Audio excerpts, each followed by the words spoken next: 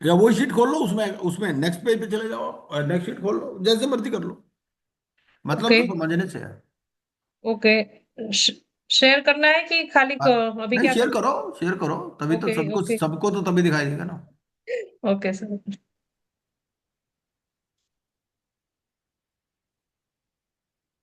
भाई इससे पता भी चल जाता है आपकी तैयारी कितनी है, कोई कुछ लेके भी बैठे ऐसे ही सत्संग में आ गए।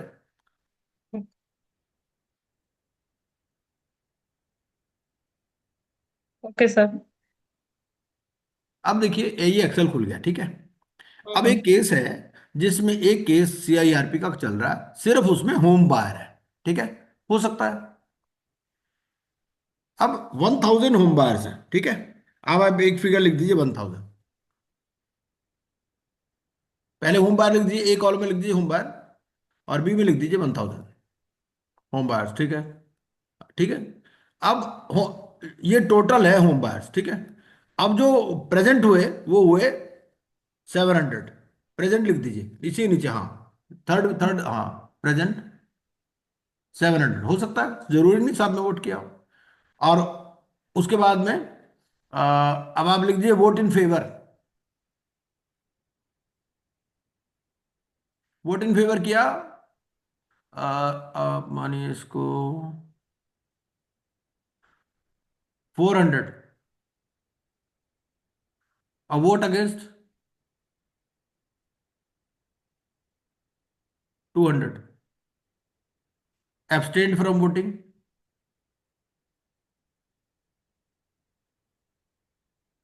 100। बस ये बी कॉलम थोड़ा बड़ा कर दीजिए, ये थोड़ा पूरा ये फॉन्ट साइज बड़ा कर दीजिए इसका, सारे का। यस। हाँ, ये तो कोई फर्क नहीं पड़ता, हाँ इसको बड़ा कर दीजिए। अब सबको दिखाई दे रहा है ये बात, ये स्क्रीन नजर आ रही होगी सबको, नजर आ रही है कि नहीं? Yes sir. हाँ जी सर।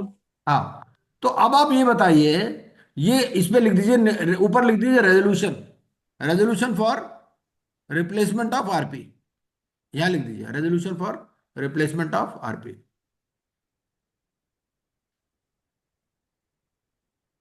अब आप ये बताइए, ये आपके सामने रिजल्ट है। अब आप इस आरपी को रिमूव कर पाओगे या नहीं कर पाओगे? सेक्शन आपने पढ़ लिया है ना, आपने 25(3) भी पढ़ लिया, 25(3)(a) भी पढ़ लिया। ये आपके सामने रिजल्ट आए हैं,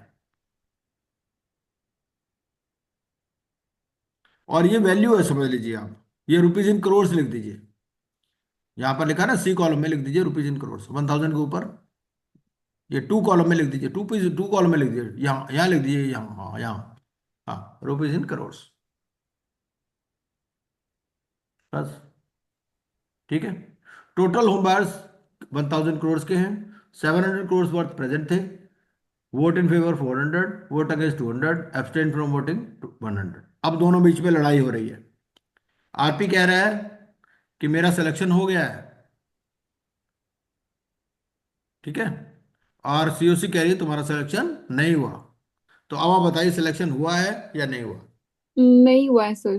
अब बताइए ना रीजन क्या है। तो क्योंकि जो वोट इन फेवर है वो 400, ये तो 40% ही हुआ वो। और उसके अपॉइंटमेंट के लिए बोलता 66% की जरूरत है। आप एक अपना रिजल्ट निकालिए नीचे, इस पे लिखिए रिजल्ट। हाँ, तो आप परसेंटेज निकालिए, कितनी परसेंटेज बनी आपके हिसाब से?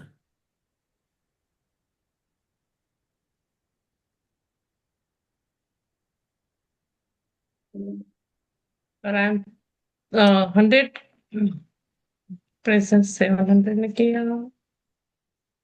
जो भी है फॉर्मूला लगा दीजिए। सर एक सेकंड में वो कर लो। आराम से, कोई बात नहीं, कोई जल्दी नहीं है।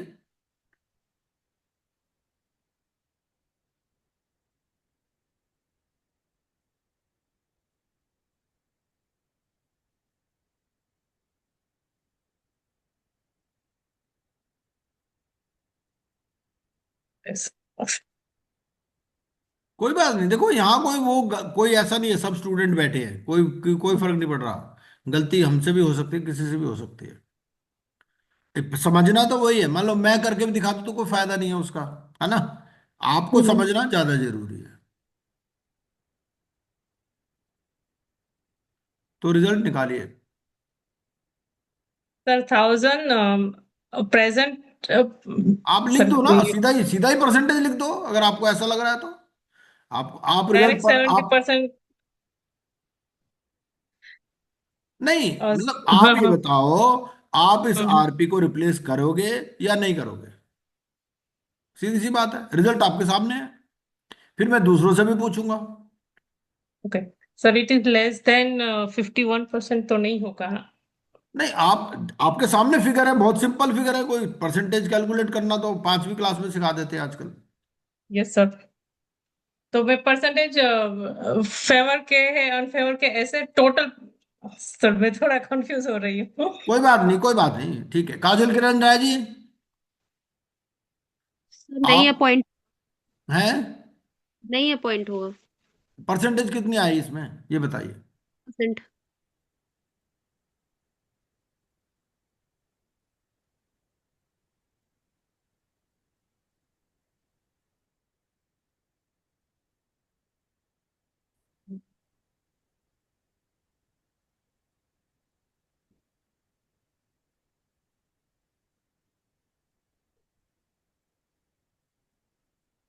परसेंटेज कितनी आ गई? चलो कोई बात नहीं शीतल जी, इस शीट को ना सेव कर लीजिए, ठीक है। अब मैं ओके दूसरी सर। हाँ, इसको शीट को सॉरी। सेव कर लीजिए, कोई बात नहीं। Yes sir. ठीक है, चलिए। अब हम एक बार इसका मतलब हमें सेक्शन 25(3) ये अभी समझ में नहीं आया है। और इसके अलावा किसी का भी हुआ है क्या? कोई ये भी कह रहा है कि अपॉइंट हो सकते हैं?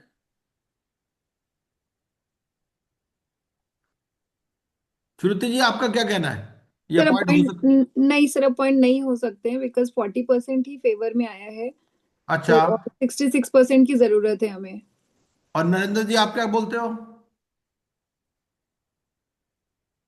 नरेंद्र जी, आर यू देयर? मैं तो कहता हूँ अपॉइंट हो सकते हैं।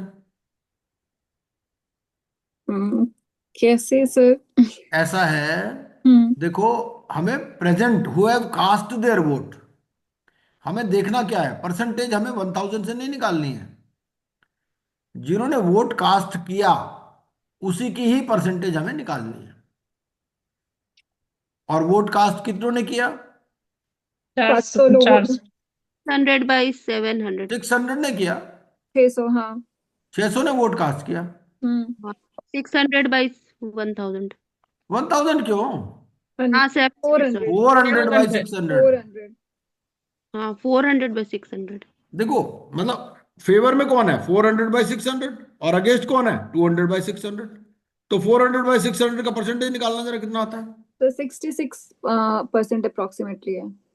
हाँ, 66 से ज्यादा हो गया ना। 66.6 है मतलब। हाँ, तो इसका मतलब रेजोल्यूशन पास हो गया। हम्म। रेजोल्यूशन पास हो गया तो ये बंदा रिप्लेस हो जाएगा। पर सर अभी हम सॉरी टू इंटरप्ट, जस्ट हम सेशन में हैं फिर भी इतने कंफ्यूज हो रहे हैं, तो एग्जाम में तो थोड़ी मतलब it is such A silly thing कि परसेंटेज ही निकालने थे मतलब। चलिए, नहीं कोई बात नहीं, देखो ऐसा होता है। सबसे बड़ी बात क्या होती है कि पहले तो एडमिट करना, क्योंकि क्या होता है, हमारी ना ईगो आ जाती है बीच में। हम सोचते हैं हम तो इतने बड़े हो गए, कोई भाई सीईओ होगा, है ना। हमें तो घर से पानी भी नहीं खुद पीते, पानी बुक भी निकालने के लिए किसी को बोलते हैं, है ना, होता है ना। हाँ तो हाँ यस सर। अब बट हमें जब स्टूडेंट है ना, तो हमें स्टूडेंट की तरह बिहेव करना है। हमें ये नहीं सोचना हम क्या है। Yes sir. तो एक लर्नर एटीट्यूड होना चाहिए। तो 25(a) 3a मैं आपके सामने पेश करता हूं इसके लिए। इसको समझ में यस सर। कहां से आएगा? 25(a) 3a, ये देखिए, ये आपके सामने 25(a) 3a पढ़िए जरा। एक बार पढ़ लीजिए काजी किरण जी, या आप पढ़िए शीतल जी। अच्छा सर, स्क्रीन तो अभी मेरी एक्सेल फाइल ही है, आपकी स्क्रीन? अच्छा, एक मिनट, मैं जरा, आप स्टॉप शेयर कर दीजिए। Okay. Hmm.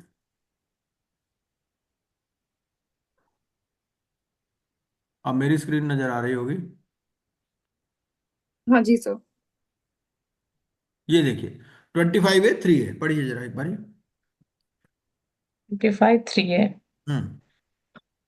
Notwithstanding anything to the contrary contained in subsection 3, the authorized representative under subsection 6A of section 21 shall cast his vote on behalf of all the financial creditor he represents in accordance with the decision taken by a vote of more than 50% of the voting share of the financial creditor he presents who have cast their vote. ठीक है। Pro- अब मैंने क्या लिखा, दो चीजें highlight की इसमें, क्या क्या, मोर देन 50% और who have cast their Cast vote. that vote. हम्म ठीक है। तो Okay. सबसे पहले तो जिन्होंने वोट कास्ट ही नहीं किया हमें उसको इग्नोर कर देना है, तो हमारा जो डिनोमिनेटर है उसमें 1000 नहीं आएगा, राइट Yes, सर sir. है ना। तो Mm-hmm. कास्ट देयर वोट किन्होंने किया, 600 ने किया, तो डिनोमिनेटर में 600 आएगा। 600. अब 600 में अब आप ये देखो कि 400/600 है, 400 न्यूमरेटर में है आपका, Mm-hmm. तो 400/600 मतलब 66.6। और अगर ये हो गया तो इसका क्या मतलब है, इसका मतलब ये है कि 1000 के 1000 ने ही फेवर में वोट कास्ट किया। समझे आप? Yes, अब आप समझे नहीं समझे अभी भी? yes, sir. समझे. वो ये कह रहा है कि देखिए दो तरह के क्रेडिटर होते। अब आप दोबारा अपनी शीट शेयर कीजिए। Yes, sir.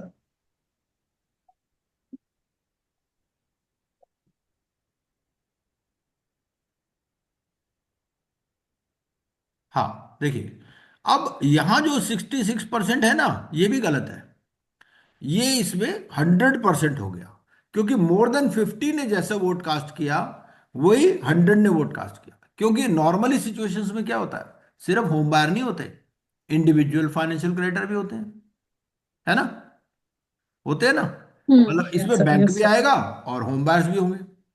अब इसी को Mm-hmm. अगर हम कॉम्प्लिकेट करेंगे तो बैंकर भी ऐड कर देंगे इसमें। हम्म समझ रहे हो आप? अब आप शीतल जी मेरे वाली शीट शेयर कीजिए, वोटिंग शेयर वाली, वो है आपके पास, या Day उसे खाली छोड़ बट. दीजिए, वो थोड़ी कॉम्प्लिकेटेड है। बट इन जनरल आप समझिए, इसमें आप होम बायर इसके अलावा नीचे बैंकर भी ऐड कर दीजिए। प्रेजेंट के नीचे करो या कहीं भी कर दीजिए, नहीं आउट ये ऑफ नहीं, प्रेज. ये ओके. जो 3 है ना, 3 के ऊपर ओके. आप 2-3 रो इंसर्ट कर दीजिए, टू टू के हम्म. बाद। ये सेकंड रो है ना, सेकंड रो के बाद कर दीजिए आप इंसर्ट। हाँ, ओके. या ओके. 3-4 रो इंसर्ट कर दीजिए। ओके. Okay sir. हाँ, नहीं इनसे, प्रेजेंट के नीचे या हाँ होम बायर के प्रेजेंट नीचे. प्रेजेंट के ऊपर, ओके. इसके भी ओके. ऊपर, होम बायर के भी ऊपर कर दीजिए, होम बायर के भी ऊपर। ओके. हम्म। ओके. ओके. हाँ हाँ हाँ, यहाँ कर दीजिए, या लिख दीजिए बैंक, ओके. और बैंक का लिख दीजिए 1000। ठीक है। और इसके आगे लिख दीजिए फेवर, ये बैंक 1 लिख दीजिए और एक बैंक 2 लिख दीजिए।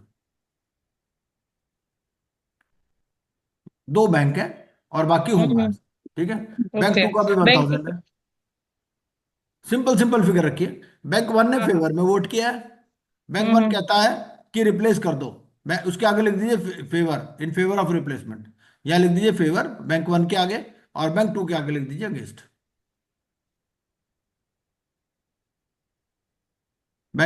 ये फेवर और यहाँ अगेंस्ट लिख दीजिए, बैंक 2 के अगेंस्ट में रिप्लेसमेंट की बजाय अगेंस्ट लिख दीजिए। इन्वेस्ट में. ओके. हाँ ठीक है। तो अब आप ये देखो, अब आप इसका रिजल्ट निकालो, 25(3) और 25(3)(a) के हिसाब से रिजल्ट निकालो आप इसका। अब इसका मतलब क्या है, टोटल कितना हो गया हमारा, 3000, total yes three sir. Thousand है ना। Yes sir. तो यहाँ लिख दीजिए रिजल्ट से ऊपर ये 10 में एक आइटम ऐड कर, 10 में यहाँ ऐड कर दीजिए, 10B में, 10B में लिख दीजिए total, yes sir. 10B, 10B में लिख, जहाँ एब्सटेंट लिखा ना, यहाँ लिख दीजिए हम्म. टोटल। ये तीनों का टोटल हो जाएगा, हम्म. है ना। अब थ्री यस थाउजेंड सर. में से अपने को रिजल्ट निकालना है। ठीक है। हाँ, अब हम ये निकालिए, बैंक वन हो गया, यहाँ फेवर और अगेंस्ट, दो कॉलम बना दीजिए। यहाँ लिख दीजिए फेवर और अगेंस्ट। ठीक है। अब बैंक के ये वाला हटा दीजिए, रिजल्ट 67%, ये दोनों डिलीट कर दीजिए। हाँ, अब यहाँ लिख दीजिए बैंक वन, यहाँ लिखिए बैंक वन, इसमें लिखिए बैंक वन। हाँ, ये बैंक वन में फेवर में आ गया, तो फेवर में आने से क्या हो गया, ये आपका, ये तो फेवर में है, तो 1000 हो गया। और बैंक टू अगेंस्ट, ये अगेंस्ट पे चला गया। ठीक है। अब आप लिख दीजिए होम बायर्स, इसके नीचे लिख दीजिए होम बायर। अब होम बायर तो आएंगे नहीं, ए आर आएगा उसके लिए। ठीक है ना, तो ए आर हो गया, ए होम बायर होगा, कुछ भी हो गया। ठीक है। अच्छा, एक अब सेकंड है। आप इसका रिजल्ट निकालिए आप। हाँ, A R on behalf of home buyer, थोड़ा बढ़ा दीजिए। हाँ, ठीक है, वेरी गुड। अब इसका रिजल्ट देखो क्या आएगा। अब इसमें हमने 25A3 ये पढ़ा अभी, क्या बोला, वो बोला कि ए आर किस बेसिस पर वोटिंग करेगा। सबसे पहले तो अपने को देखना है कि डिनोमिनेटर में क्या आएगा। डिनोमिनेटर में आएगा who have cast their vote, हमने पढ़ा था ना, who have cast their vote. दो चीजें इंपॉर्टेंट है, who have cast their vote और मोर देन 50%। ठीक है। ये बातें आईपी बनने के बाद भी समझ में नहीं आती लोगों को, ये मैं बता दूं। और कई बार केस लॉ हो चुके हैं इसके ऊपर कि तुम आईपी बन गए, तुम्हें ये कैलकुलेशन नहीं आ रही। तो अब मतलब आपका डिनोमिनेटर में आएगा 600 और ऊपर आ जाएगा वोट्स इन फेवर 400। तो 400/600, इसका मतलब मोर देन 50% ने फेवर में वोट किया। ठीक है, क्लियर है। अब मोर देन 50% ने फेवर में वोट किया, इसका मतलब 100 ने फेवर में वोट किया, तो ये होम बार वाले में 100 आ जाएगा, 1000 आ जाएगा। 1000। यहाँ 1000 आएगा। फेवर में। हाँ, फेवर में हो गया ना। हम्म भाई आप दोबारा एक बार 25A3 पढ़ो, मैं दोबारा पढ़वा देता हूँ आपको। हम्म, इसको सेव कर लीजिए, मैं दोबारा पढ़वा हाँ, देता हूँ। ये मेरी स्क्रीन नजर आ रही है आपको?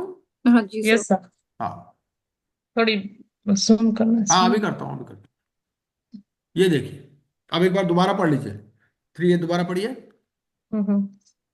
Notwithstanding anything to the contrary contained in subsection 3, the authorized representative under subsection 6A of section 21 shall cast his vote on behalf of all the financial creditor ये भी he इंपॉर्टेंट है, represents, on behalf of all the financial all the creditor. financial क्योंकि creditor. Vote किसके behalf पे कर रहा है, सारे फाइनेंशियल क्रेडिटर्स को, जिनको वो रिप्रेजेंट कर रहा है। वो कितनों को रिप्रेजेंट कर रहा है? 1000। Thousands umpire. Okay. He हाँ, represent in accordance with the decision taken अब by देखो, in accordance with the decision. Decision कैसे अराइव होगा? Taken by by vote more than 50%। 50%. मतलब अगर मोर देन 50% जिधर जा रहे हैं उधर ही ये डिसाइड करेगा, लेकिन वोट करेगा on behalf of all the financial creditors. Financial. अब हम इसको रिवर्स कर देते हैं। ठीक है। हम्म अब हम इसको रिवर्स कर देते हैं। आप अपनी सीट शेयर कीजिए।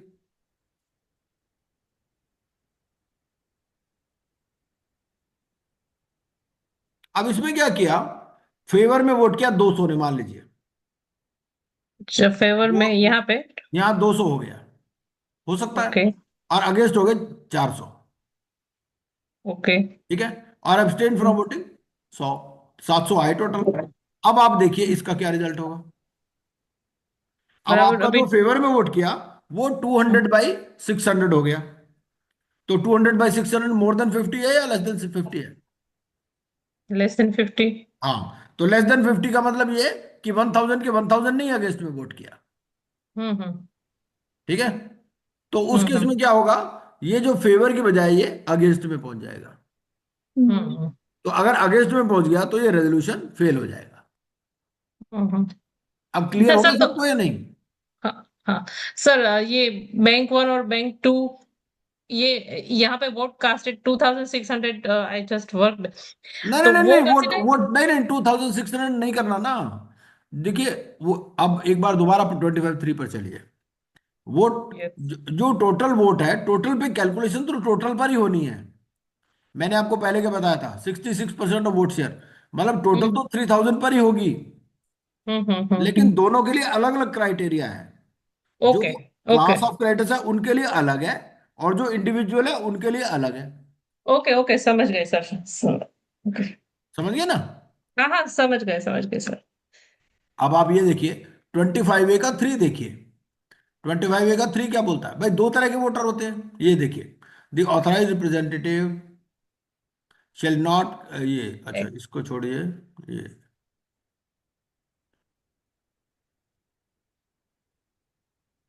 ये provided that if any financial creditor does not, ये सब छोड़ दीजिए, ये यहां से ये ऑथराइज रिप्रेजेंटेटिव की बात कर रहा है। वो कहता है कि प्रायर वोटिंग इंस्ट्रक्शंस के हिसाब से आप काम करोगे, ठीक है।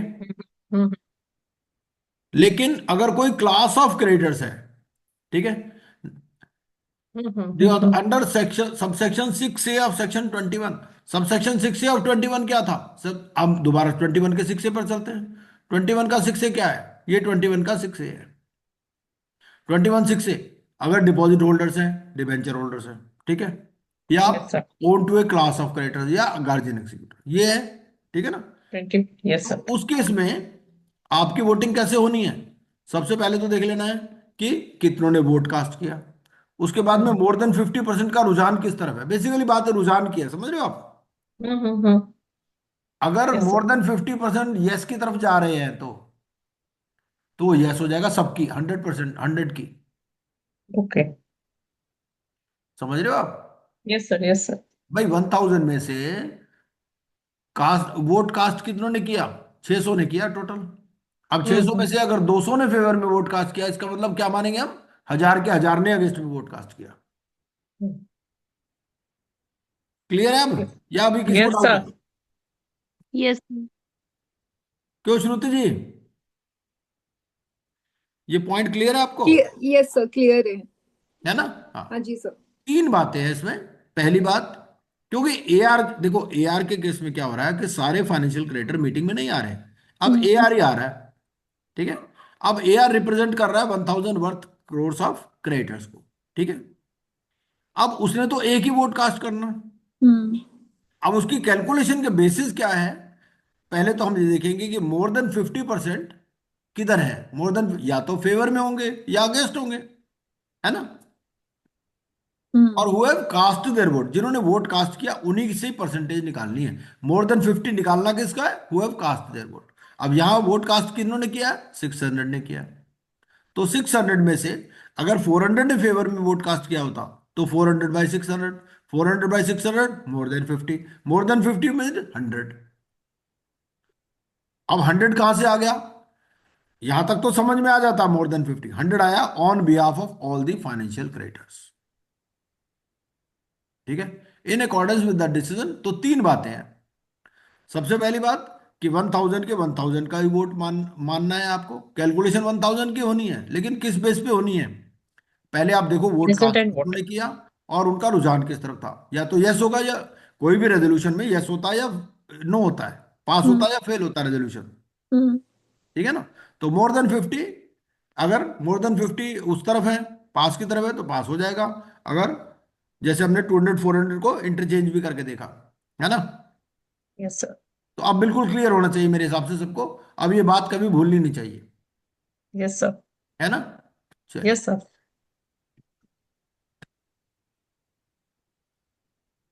आए हमें भी कई साल बाद समझ में आई थी। अभी 1 2 दिन पहले भी किसी आईपी का फोन आया, उसको नहीं समझ में आ रही थी, उसको किसी इंटरव्यू में जाना था, तो उसने मुझसे डिस्कस किया ये बात। तो इसीलिए अगर आपको समझ में नहीं भी आई पहली बार में तो कोई मुश्किल बात नहीं है, ये सबके साथ ऐसा ही होता है। चलिए, तो 27 हो गया हमारा। अब 28, सेक्शन 28, और इसके ऊपर आप केस स्टडी बना दोगे। केस स्टडी बना दोगे अब आप, शीतल जी, आप बनाओगे? 27 के ऊपर। हाँ। हाँ सर, बना पाएंगे अभी। 27 में आप ऐसे बनाना केस स्टडी कि हम्म दो तो बैंक है और एक वो रियल एस्टेट कंपनी है। दो बैंकों से हम्म लोन ले रखा है, एक बैंक फेवर में है, एक बैंक अगेंस्ट है, और होम बायर्स है। होम बायर्स की यही फिगर डाल देना आप, है यस ना। सर। तो अब आप ये बताना कि भाई कैसे ये रिप्लेसमेंट, ये रेजोल्यूशन पास होगा या ट्रांसफर नहीं, सर। Yes sir. है ना। और अब इसमें यस सर। अपॉइंटिंग अथॉरिटी कौन है ना। और अपॉइंटिंग अथॉरिटी कौन है? जब कॉन्सेंट लिया था उस टाइम तो डिसिप्लिनरी प्रोसीडिंग नहीं थी, बाद में डिसिप्लिनरी प्रोसीडिंग स्टार्ट हो गई, तो क्या ऐसे कुछ क्वेश्चन बना देना 5-7, समझ रहे हो, जो हमने डिस्कशन किया है। Yes sir. तो पूरी की पूरी केस स्टडी बन सकती है। जो बनाओगे उसको हम फिर ठीक ठाक कर देंगे, है क्या। क्योंकि ओके आप सर। खुद जब काम करोगे ना तो आपको मैं को अब मेरे को ऐसा लगता है कि मैं कई बार पढ़ा देता हूँ बट स्टूडेंट को समझ में नहीं आता। तो मेरे पढ़ाने का कोई फायदा नहीं, जब तक समझना तो आपको है ना, मुझे तो समझना नहीं है। जब तक आपके दिमाग में नहीं घुसेगा कोई फायदा नहीं है। मेन बात ये है। तो यस मैं सर। तो चाहूंगा कि अब आप ही काम करो, आप ही केस स्टडी बनाओ, आप ही क्वेश्चंस बनाओ, ताकि आपके माइंड में क्लैरिटी आए, दैट इज मोर इंपॉर्टेंट। हम्म। चलिए 28, approval of committee of creditors for certain actions. अब क्या होता है कि एक तो जगह लिखा है मोर देन 51%, हमने पढ़ा था मोर देन 51%, पढ़ा था ना। कौन से यस। सेक्शन में लिखा था कि भाई अगर कहीं कुछ नहीं लिखा है तो जो नॉर्मल डिसीजंस है वो मोर देन 51% से लो, कहाँ पर लिखा है, कौन से सेक्शन में, काजल गिरज आया जी। 21(8) में सर। हाँ 21(8) में। तो 21(8) क्या कहता है, जो नॉर्मल डिसीजंस है, भाई सीओसी को अलग अलग तरह के डिसीजन लेने पड़ते हैं, है ना। तो कुछ अगर कोई परसेंटेज स्पेसिफाइड नहीं है तो वो कहता है जी मोर देन 51%। ठीक है। एक जगह लिखा था 90%, 90% कहाँ लिखा था, विड्रॉल के लिए। विड्रॉल के लिए सेक्शन 12 है, ठीक है। यस और सर। कुछ जगह लिखा है 66, है ना। तो यस सर। 66 जो है वो नॉर्मली मेजर डिसीजंस, जैसे replacement of professional, appointment of professional, उसके अलावा वोटिंग ऑन रेजोल्यूशन प्लान, ये 66 है ना। नॉर्मली किसी भी केस में 100% नहीं है, यही तीन ही परसेंटेज है, मोर देन 51%, 66%, 90%। 100% भी है क्या कहीं पर। No sir. 100% तो नहीं देखा सर अभी तक तो। 28, 28 approval mix. Of committee of creditors for certain actions. ठीक है। नहीं है सर 100%।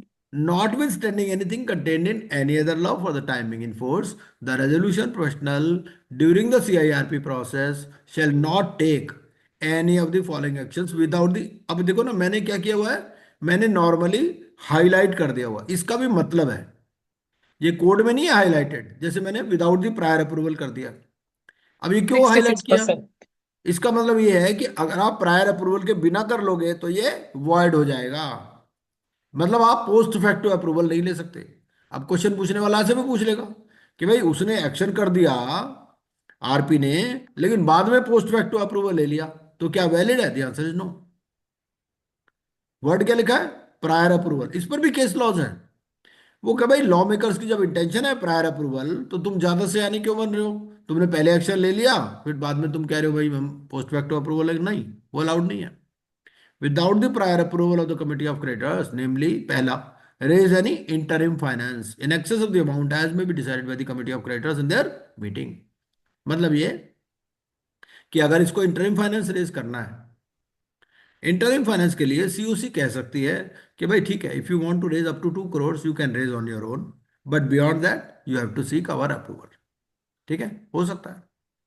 अब एक बात इससे रिलेटेड और बता दीजिए, ये जो इंटरिम फाइनेंस है, अब इंटरिम फाइनेंस कोई क्यों देगा, पहले से डूबी हुई कंपनी है, पहले पैसे नहीं दे पा रही, तो इंटरिम फाइनेंस कोई क्यों देगा इस कंपनी को।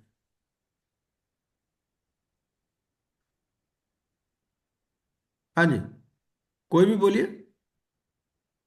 भाई पहले तो पैसे नहीं दे पा रहे हैं, अब ये कह रहे हैं इंटरिम फाइनेंस दे दो, तो कोई क्यों सर देगा interim finance. Maybe to first facilitate first payment के। हाँ जी।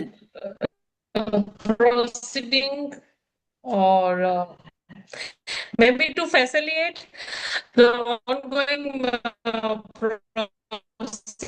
आवाज ना procedure। क्रैक हो रही है आपकी शीतल जी। यहाँ पे थोड़ा ये है, अनस्टेबल मेरा कनेक्शन है।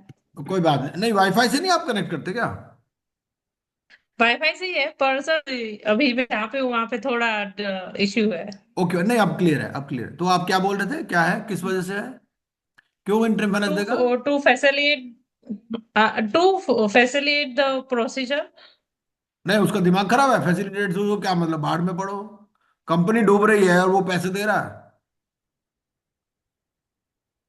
सर उसको मिल जाते हैं पैसे पहले में, और very with good, interest. Very good, क्योंकि ये क्या होता है कि this is a part of the insolvency resolution process cost, उसको सबसे पहले मिलेगा। और वेंचर कैपिटल इन्वेस्टर्स वो रिस्क प्रोन बहुत सारे होते हैं, वो रिस्क लेना चाहते हैं, है कि नहीं, और वो फिर नॉर्मली रेट ऑफ इंटरेस्ट भी ज्यादा चार्ज करते हैं इसके लिए। और उनको ये लगता है भाई सिक्योर्ड क्रेडिटर से पहले ही उनको पैसा मिल जाएगा। एक बार अपना स्क्रीन दिखाइए काजल किरण जी, आपके पास है स्क्रीन या नहीं है? शीतल जी आप बताइए, वो जो इंसॉल्वेंसी रेजोल्यूशन प्रोसेस कॉस्ट वाला खोलिए जरा एक बारी डेफिनेशन।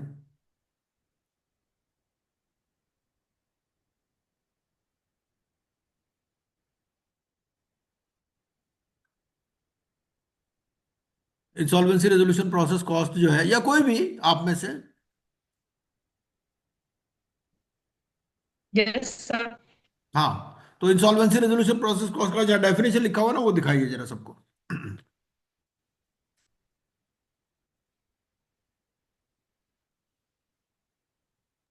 रेगुलेशन 31 में है। हम्म।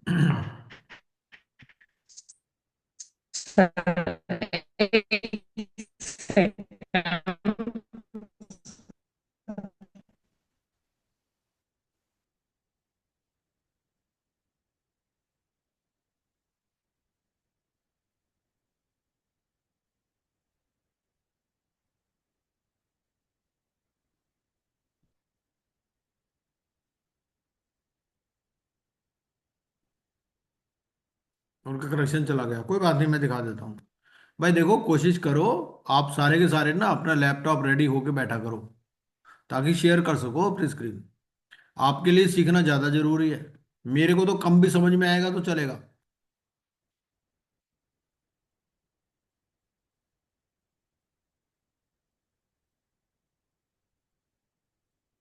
वरना मैं बोलता रहूंगा, फायदा कुछ होगा नहीं उससे।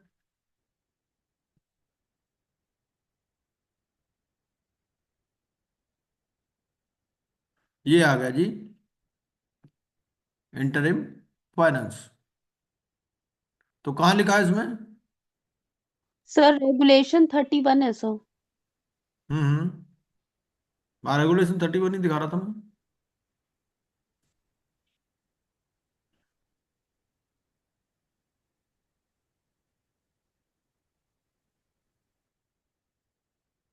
हम्म।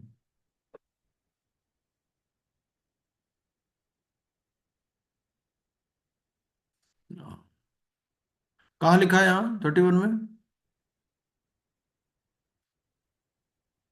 Sir insolvency resolution process cost. हाँ, कहाँ लिखा है यहाँ इंटरिम फाइनेंस? ये तो मेरी स्क्रीन नजर आ रही होगी आपको। Yes sir. तो कहाँ है इसमें बताओ। और सर इंट्रीम फाइनेंस 513 जो सेक्शन है वेरी उसमें गुड, वेरी थोड़ा। गुड, बिल्कुल सही है, बिल्कुल सही है। हाँ, वहां पर लिखा है, आपका डेफिनेशंस में है। हाँ जी और सर। डेफिनेशन में वो क्या बोलता है? डेफिनेशन में वो बोलता है कि भाई आप जो है फिर एज में भी स्पेसिफाइड, फिर वो आपको रेगुलेशन पर ले जाता है। तो ये बात जो आपकी लिखी गई है वो सेक्शन 5 में लिखी गई है, डेफिनेशन सेक्शन।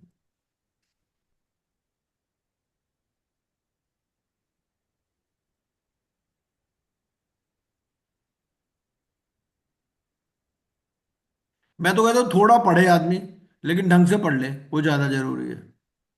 कोई जरूरी नहीं कि हम 15 सेक्शन एक दिन में कवर कर लें, लेकिन जितना कर लें उसमें से पूछ ले तो वो फिर उसमें से कोई दिक्कत नहीं होनी चाहिए।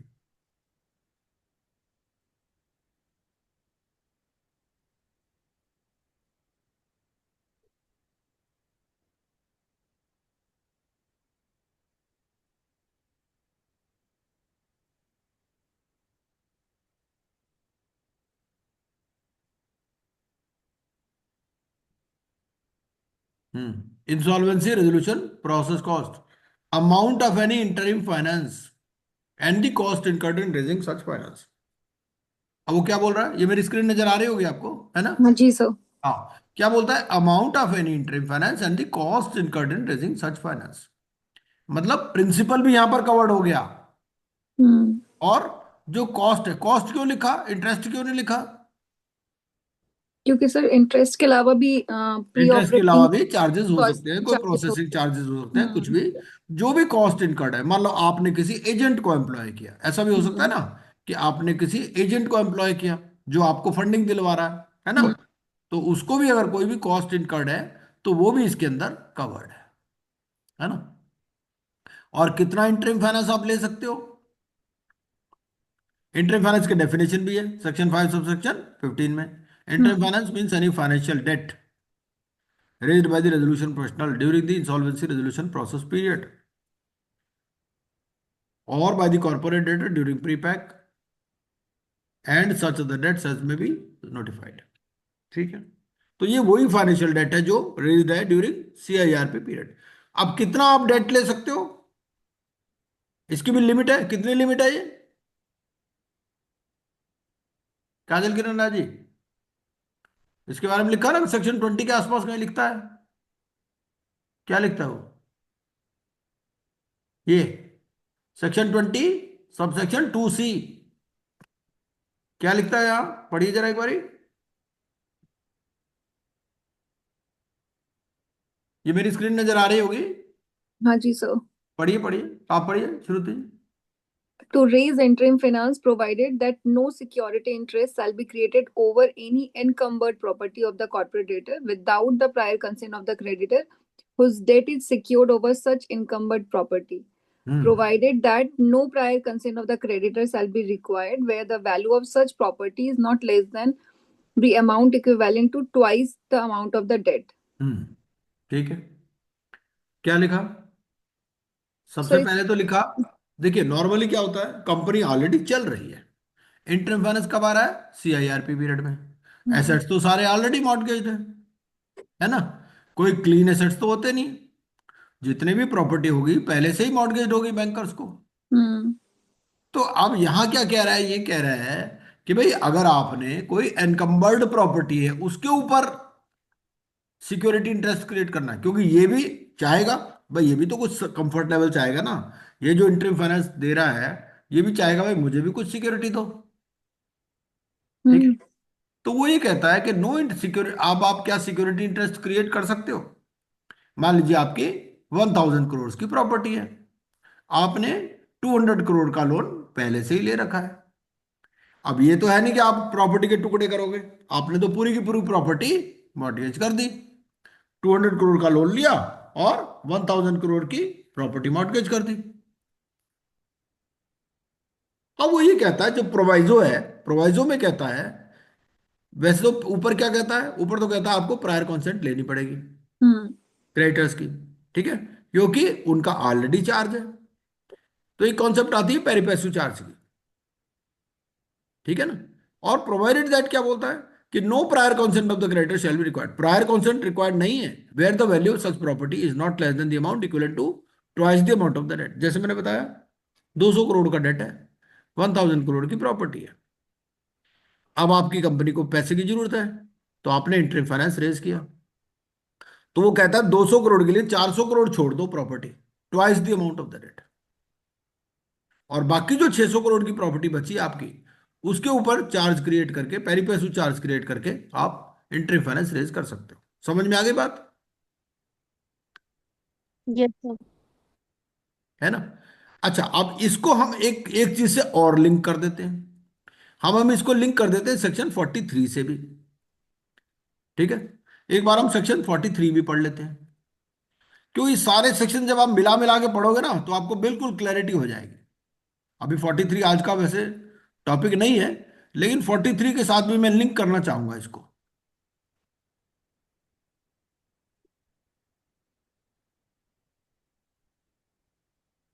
अब 43 में क्या बोलता है?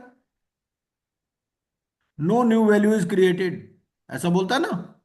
एक्सेप्शंस है, प्रेफरेंशियल ट्रांजैक्शंस की एक्सेप्शंस है। वो एक्सेप्शन क्या बोलती हैं?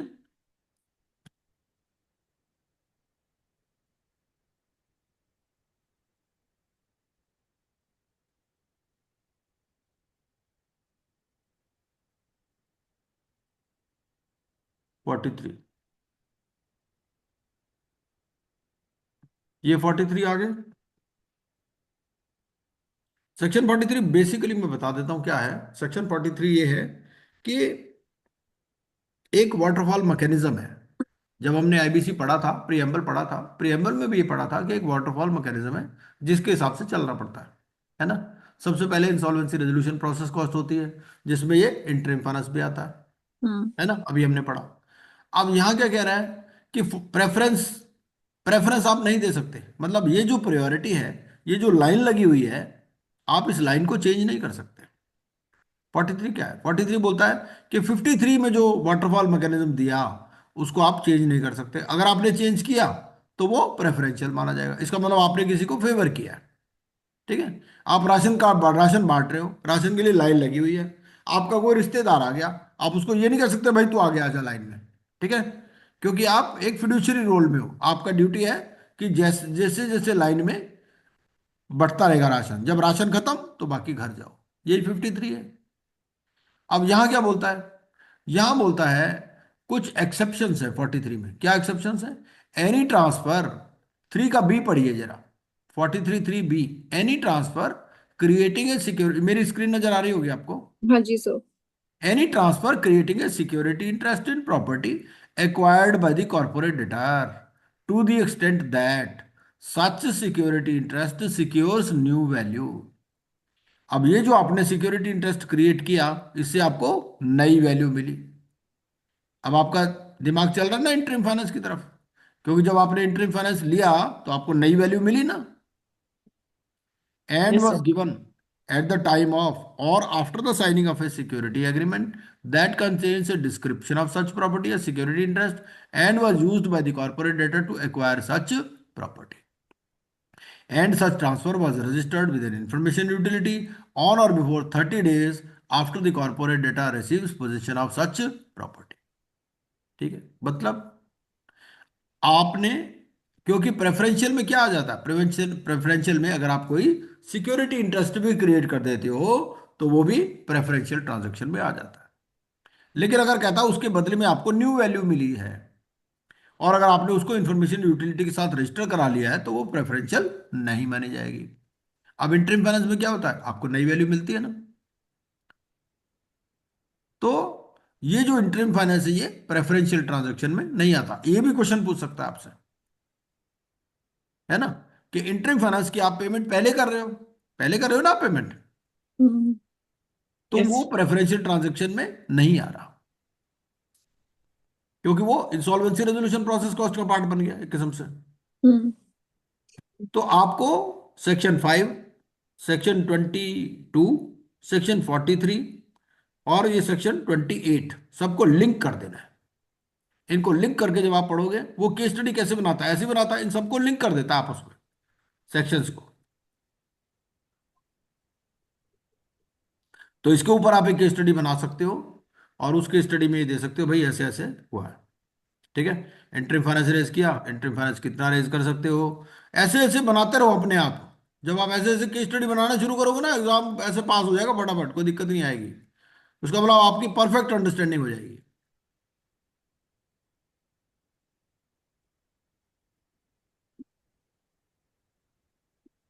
सेक्शन 5 और सेक्शन 43 हाँ, सेक्शन 22। और 27 या 22। 22 है ना काजल गिरनारा जी, कौन सा सेक्शन था अभी पढ़ रहे थे, जो हम पढ़ रहे थे अभी, एंट्री फाइनेंस वाला।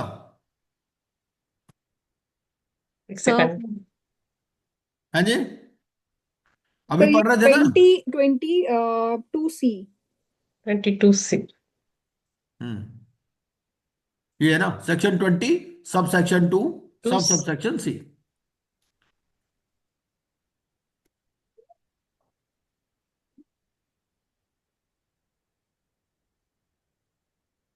और साथ में रेगुलेशन और साथ में 43, इन सबको मिला के पढ़ लो।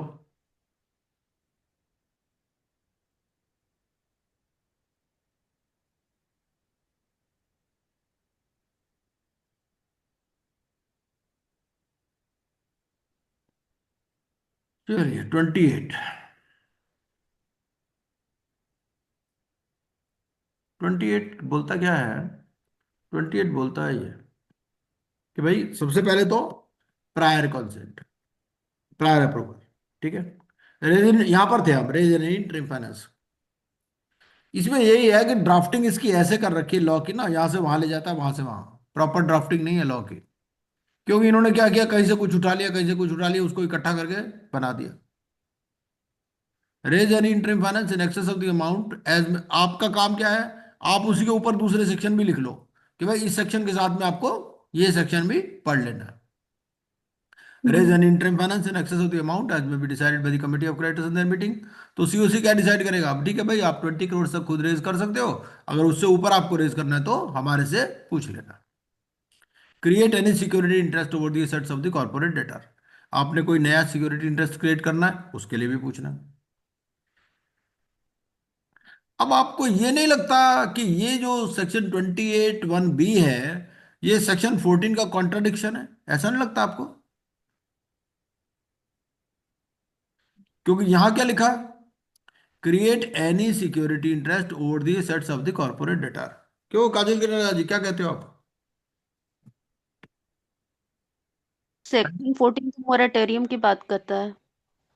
नहीं, अब 28(1)(b) पढ़ लिया आपने, create yes any sir. Security interest over the sets of the corporate debtor, ठीक है। अब हम सेक्शन 14 पे चलते हैं। सेक्शन 14 क्या बोलता है? सेक्शन 14 ये है, सेक्शन 14 बोलता है ये, transferring, एनकम्बरिंग, alienating or disposing of by the corporate debtor any of its assets or any legal right or beneficial interest therein। Transfer नहीं कर सकते, एनकम्बर नहीं कर सकते। तो सर ये एनकम्बर तो और कौन कर सकता ना। एनकम्बर और क्रिएशन ऑफ सिक्योरिटी इंटरेस्ट में क्या डिफरेंस है? सर यहाँ पे वो कर रहा है, आरपी कर रहा है, लेकिन वहां पे तो सीडी ट्रांसफर कर रहा है, एनकम्बर नहीं कर सकता। ये डिफरेंस है। क्या? सर मॉरेटोरियम में सेक्शन 14 में ये हम्म। बोल रहा है कॉर्पोरेट डेटर नहीं ट्रांसफर कर सकता, इनकम्बर कर सकता, एलिनिएट और डिस्पोज ऑफ नहीं कर सकता। लेकिन सेक्शन 28(2) में नहीं ये है। हाँ। इंटरेस्ट क्रिएट कर रहा है सर। नहीं तो कॉर्पोरेट डेटर तो एग्जिस्ट कर ही रहा है ना, जो भी काम होता है कॉर्पोरेट डेटर के नाम से ही होता है भाई। सर लेकिन ये तो आरपी के प्रोसेस में ले रहा है ना, वो कंपनी के लिए ही रेस कर रहा है। नहीं, मेरा कहने का मतलब, मेरा मतलब समझ गया आप। 14(1)(b), 14(1)(b) में आप कह रहे हो भाई आप एनकम्बर नहीं कर सकते, हम्म। ठीक है। और 28 में कह रहे हो आप सीओसी से कर सकते हो। तो दोनों में कुछ कॉन्ट्रडिक्शन नहीं लग रहा आपको? कॉन्ट्रडिक्शन तो नहीं लग रहा, क्योंकि ये अलग कर रहा है, वो अलग कर रहा है, ये यहाँ कॉन्सेप्ट अलग, वहाँ कॉन्सेप्ट अलग है। वहां क्या कॉन्सेप्ट है? वो कह रहा है सीडी नहीं कर सकता, एनकम्बर नहीं कर सकता, ठीक है। हाँ सर। वो तो सीडी की बात कर रहा है, हाँ। और यहाँ कह और रहा है आरपी कर रहा है ना। आरपी क्या सीओसी कर रही है, तो ये तो सीओसी के लिए सेक्शन है 28। सर तो इंटरिम फाइनेंस तो आरपी ही रेस कर रहा है ना सर। हाँ नहीं, मैं दूसरे की बात कर रहा हूँ, क्रिएट एनी सिक्योरिटी इंटरेस्ट। वही कहता है कि आरपी भी सीओसी से परमिशन लेगा for creation of any security interest. मतलब ये कि हमें सेक्शंस को मिला मिला के पढ़ना है, इंटेंशन ये है। 14 में कहता है कि भाई आप एनकम्बर नहीं कर सकते, सीडी एनकम्बर नहीं कर सकता। अब आप ये प्लीज माइंड में रखिए, सीआईआरपी के टाइम पे भी सीडी तो एग्जिस्ट कर ही रहा है ना। जो भी हम्म। आरपी एक्शन ले रहा है वो सीडी के बिहाफ पर ही लेता है। वो जो साइन क्या करता है, for X Y Z limited Mohanlal RP, यही तो साइन करता है ना। हम्म। क्योंकि यस। एक सेक्शन में ये भी लिखा है कि जो भी काम कर रहा है ये सीडी के भी आप पे कर रहा है, सेक्शन 25 या जो भी है। कौन सा सेक्शन है वो? ये है ना, duties of resolution professional to preserve and protect the assets of the corporate debtor. तो यहाँ बार बार कॉर्पोरेट डेटर की बात करता है। Represent and act on behalf of the corporate debtor with third parties, exercise rights for the benefit of the corporate debtor in judicial, quasi judicial और arbitration proceedings. तो basically अगर हम सेक्शन 25 के साथ भी मिलाकर के पढ़ें, सेक्शन 25 में क्या बोलता है? Represent and act on behalf of the corporate debtor with third parties, exercise rights for the benefit of the corporate debtor.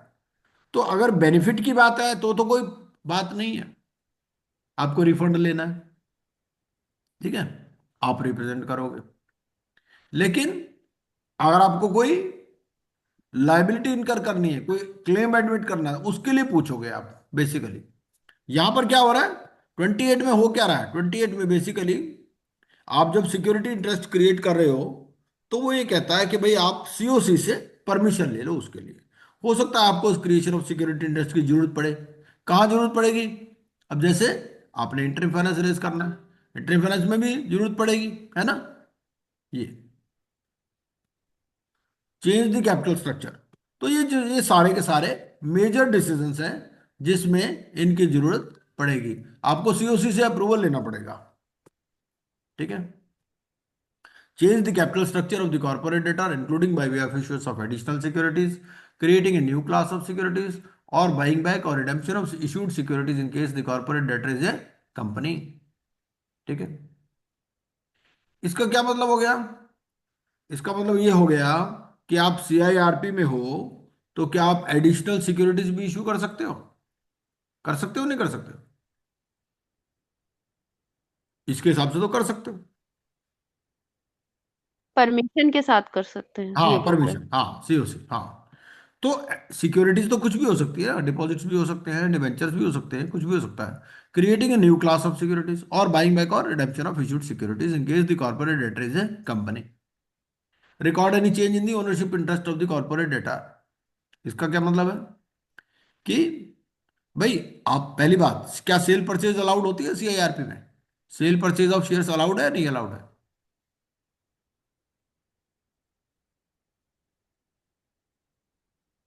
वो ऐसे ही सवाल पूछता है जब हम चुप हो जाते हैं, वो सवाल ऐसे ही पूछने वाला है, वो ये नहीं पूछने वाला है ऐसा, वो तो सबको पता है, इतना तो रट ही लिया होगा सबने, इससे बियॉन्ड जा रहा है आजकल वो।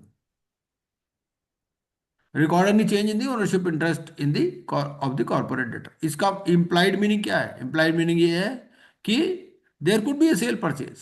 भाई लिस्टेड कंपनी है, सेल परचेज तो अलाउड है, सेल परचेज रुकती थोड़ी है कोई, सेल परचेज सीआईआरपी में भी चलती है, कंपनी चल रही है, ऑन पेपर तो चल ही रही है ना।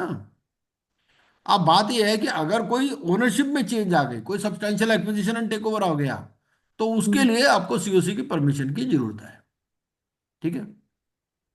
Give instructions to financial institutions maintaining accounts of the corporate debtor for a debit transaction. क्या लिखा है, डेबिट ट्रांजैक्शन, मतलब क्रेडिट में कोई दिक्कत नहीं है, पैसा आ रहा है आने दो, डेबिट के लिए दिक्कत है।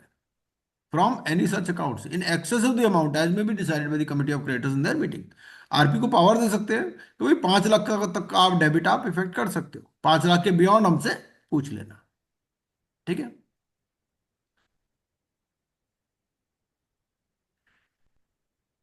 Undertake any related party transactions. क्या रिलेटेड पार्टी ट्रांजेक्शन हो सकती है during CIRP, whether they are allowed. भाई यस बोलना सर। है आपको हाँ या ना, कुछ भी, हाँ जी। हाँ सर, कर सकता है, लेकिन परमिशन के साथ कर बिल्कुल सकता है। ठीक है, बिल्कुल ठीक है, तो आप रिलेटेड पार्टी ट्रांजेक्शंस कर सकते हैं, ठीक है, कोई बार नहीं है। बट ये है कि you have to take permission of the COC. इसमें कोई मिनिमम वैल्यू भी है क्या, कि भाई इतने से कम पे कर लो, इतने से ज्यादा पे आपको परमिशन लेनी है, या कोई बार कोई मिनिमम थ्रेशोल्ड है या नहीं है। नहीं सर। हाँ इसमें कोई थ्रेशोल्ड नहीं है। जैसे उसमें दे दिया, इंटरिम फाइनेंस में दे दिया, है ना, कि थ्रेशोल्ड दे दिया, या डेबिट के लिए थ्रेशोल्ड दे दिया, सीओसी कह देती है भाई ठीक है 5 लाख तक आप कर लेना, 5 लाख से ऊपर हमसे पूछ लेना। ऐसे इंटरिम फाइनेंस में भाई 5 करोड़ तक खुद रेज कर लेना, 5 करोड़ से ऊपर हमसे पूछ लेना, इस तरह से, ठीक है। Amend any constitutional documents. Time कई बार बता दिया करो, टाइम तो कोई ज्यादा नहीं है, ठीक है। Undertake any related party transactions, amend any constitutional documents of the corporate debtor, delegate its authority to any other person. अगर आरपी ने अपनी अथॉरिटी डेलीगेट करनी है, क्योंकि आरपी की पावर्स डिफाइंड है ना, तो अगर वो डेलीगेट करना चाहता है तो वो सीओसी की परमिशन से ही डेलीगेट कर। Dispose of or permit the disposal of shares of any shareholder of the corporate debtor or their nominees to third parties. Make any change in the management of the corporate debtor or its subsidiary. अब आप कहोगे subsidiary से क्या मतलब है, subsidiary में भी अगर चेंज होता है मैनेजमेंट में, उसके लिए भी सीओसी की परमिशन की जरूरत है। भाई क्योंकि सब्सिडरी को कंट्रोल कौन कर रही है? होल्डिंग कंपनी कंट्रोल कर रही है ना। जो डिसीजन मेकिंग है, डिसीजन मेकर्स कौन है? होल्डिंग कंपनी वाले ही है। इसलिए transfer rights or financial debts. और कुछ बोलना चाहोगे आप काजल किरण राय जी इस पे और इट्स सब्सिडरी पर, या श्रुति जी आप? नहीं सर। देखो ऐसा है, ये बोलता है make any change in the management of the corporate data और इट्स सब्सिडरी। मतलब अगर सब्सिडरी की मैनेजमेंट में भी चेंज हो रहा है तो भी क्या है, आपको अप्रूवल लेने परमिशन की लेनी है जरूरत है। सीओसी से। क्यों परमिशन लेनी है? क्योंकि देखो सब्सिडरी क्या है, सब्सिडरी की एक तरफ शेयर कैपिटल होगी, हम्म। होल्डिंग कंपनी में क्या होगा? होल्डिंग कंपनी में वो एज इन्वेस्टमेंट शो हो रही होगी एसेट्स में। Right sir. तो जब एज एसेट्स शो हो रही है, तो अगर एसेट्स को कोई डैमेज होता है, बेसिकली पर्पस क्या है? To protect and hmm. Preserve. ऐसा कोई डिसीजन ले ले जिससे वो इन्वेस्टमेंट इफेक्ट हो जाए, है ना? तो ये इसलिए इसको कंट्रोल करना चाहते हैं। ट्रांसफर राइट्स मतलब मान लीजिए किसी ऐसी कंपनी में इन्वेस्टमेंट कर दी सब्सिडरी कंपनी ने, जो कि जिसकी वैल्यू कम है, समझ रहे हो आप, जिसके शेयर्स की वैल्यू कम है, जो पहले से डूबी हुई कंपनी, इस तरह से। तो उससे क्या होगा? अपने एसेट्स इफेक्ट हो जाएंगे ना होल्डिंग कंपनी के। हम्म। ट्रांसफर राइट्स, क्योंकि एक तरफ कैपिटल है दूसरी तरफ इन्वेस्टमेंट है, उस तरह से समझो आप। Transfer rights or financial debts or operational debts under material contracts otherwise there in the ordinary course of business. Make changes in the appointment or terms of contract of such personnel as specified by the committee, or make changes in the appointment or terms of contract of statutory auditors or internal auditor. इसमें पूछ लेता है कि भाई अगर forensic auditor की appointment में change करनी है तो क्या होगा? तो ये इस यहाँ पर कवर्ड नहीं है। यहाँ पर कौन कवर्ड है? सिर्फ स्टैट्यूटरी ऑडिटर्स और इंटरनल ऑडिटर्स। बाकी जो कहाँ पर आएंगे वो मोर देन 51% में आ जाएंगे। ये तो 66 वाले हैं ना, 66 के अलावा भी तो डिसीजन होंगे ना, वो फिर 51 में आ जाएंगे। और अगर 90 लिखा है तो 90 में आ जाएंगे। ठीक है। The resolution professional shall convene a meeting of the committee of creditors and seek the vote of the creditors prior to taking any of the actions। ठीक है, मीटिंग बुलाएगा और उस पर वोट मांगेगा। No action under subsection 1 shall be approved by the committee of creditors unless approved by vote of 66% of the voting share। Voting share भी हमारा defined है, voting share की डेफिनेशन दे रखी है। Where any action under subsection 1 is taken by the RP without seeking the approval of the committee of creditors in the manner as laid down in this section, such action shall be void। अगर आपने approval के बिना कोई action ले लिया तो वो void हो जाएगा। और अगर ये एक्शन ले लिया तो कमेटी क्या करेगी? बोर्ड को भी रिपोर्ट करेगी, आईबीबीआई को भी रिपोर्ट करेगी for taking necessary actions against him under the code. भाई आरपी के अगेंस्ट में भी एक्शन लो। तो ये हो गया हमारा 28। 29 है हमारा इंफॉर्मेशन मेमोरेंडम। इंफॉर्मेशन मेमोरेंडम तैयार करना है आरपी को, और इसके साथ है रेगुलेशन नंबर 36। तो रेगुलेशन 36 हम पहले ही पढ़ चुके हैं, है ना? रेगुलेशन 36 में क्या है कि एक तो ये है कि ये डेट बार बार चेंज हुई है। इंफॉर्मेशन मेमोरेंडम कितने दिन में बनाना है? अब कई बार क्या होता है कि आपके पास पुरानी किताबें होती हैं, तो ये ध्यान में रखना है कि पुरानी किताब नहीं होनी चाहिए, जो आपका सिलेबस है उसके हिसाब से ही होना चाहिए। तो कब बनाना है आपको इंफॉर्मेशन मेमोरेंडम? 95 days में। हाँ, ऑन और before 95th day from the 95। Insolvency commencement. अब वो क्वेश्चन कैसे पूछता है? अब वो ये इंसॉल्वेंसी कमेंसमेंट डेट से नहीं पूछेगा, वो कहेगा कि भैया ऐसा है कि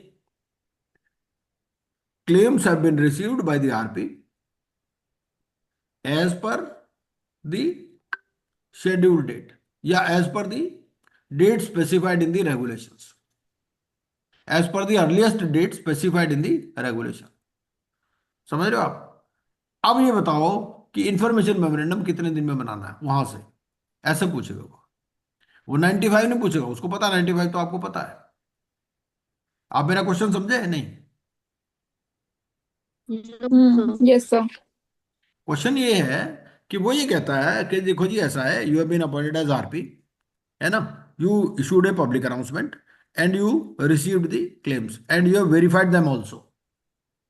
ठीक है, as per the schedule time. तो अब कितने दिन हो गए आपके वेरिफिकेशन तक? कितने दिन हो गए आपके? सर 14 + 7 days हो गए वेरिफिकेशन के। हाँ, 21 हो गए ना। अब वो ये कहता है कि इस यहां से लेकर के कितने दिन में आप इंफॉर्मेशन मेमोरेंडम बनाओगे, ऐसे पूछता हूँ।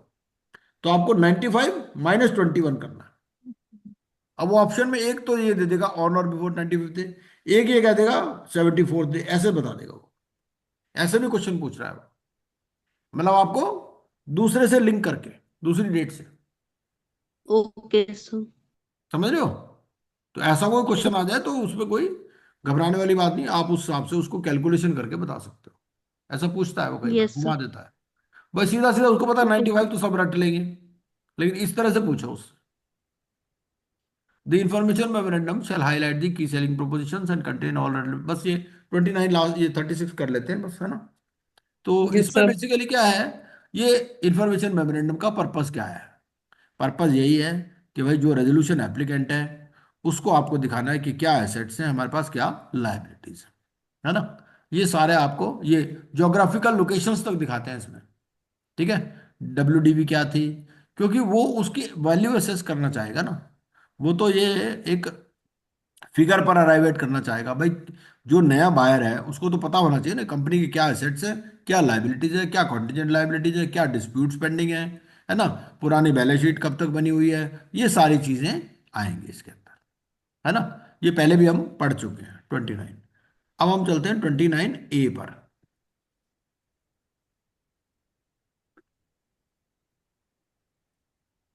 अब 29 है पूरा लंबा सेक्शन है, 29 है अगले अगली क्लास में कर लेंगे मेरे ख्याल, और ज्यादा अच्छा है ना। टाइम हो गया। हाँ हाँ। हम्म।